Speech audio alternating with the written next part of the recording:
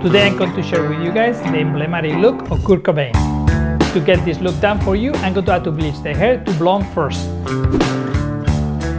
Let's see how many times I got to bleach this hair. I don't want to bore you with it, but it took 2 times. For this particular hairstyle and most all the longer hairstyles, I'm going to divide the hair from the front to the back using the comb as a reference. To create the straight line on the back area, I'm going to be using the comb as a reference, and with low tension I'm going to cut with my shears using the condensed cutting technique with the one comb. I love to use this technique all around the perimeter to create a perfect shape.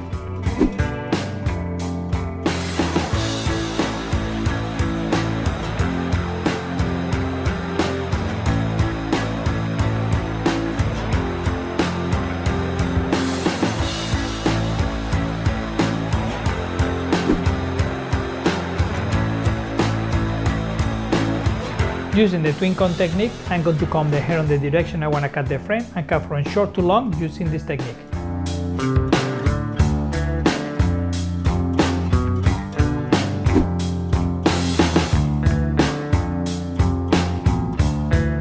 On the opposite side, you can match the same length by putting the combs at the same space that you started, matching the other side, and then cut from here short to long.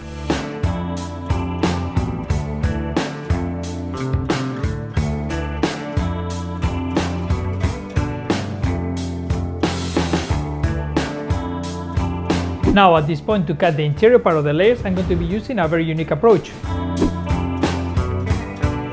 Using the freeform cutting technique with the razor, I'm going to be hand-picking some of the section and carve it exactly what I want it.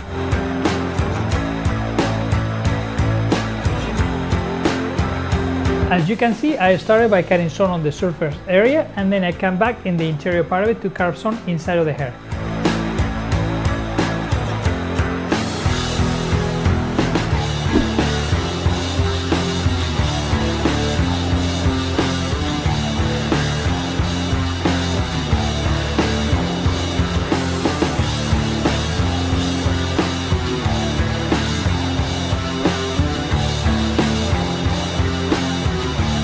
This technique allows for the hair to look like a solid form, but with a lot of texture within the hairstyle.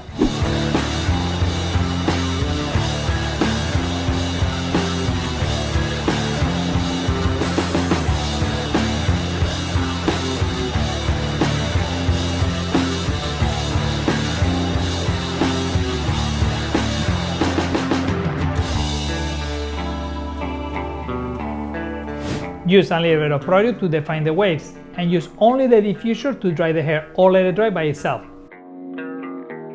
As you can see, I'm using the tip of my fingers to break down the product so it looks a little bit more jagged or a little bit messy in the ends. Yeah, punk rock.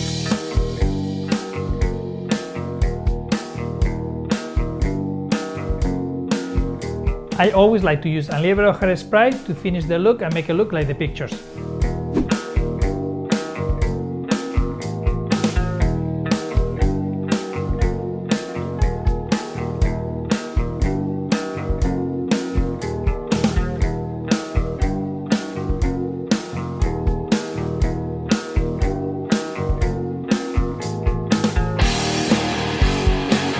Here you have the 360 view of the Kurt Cobain.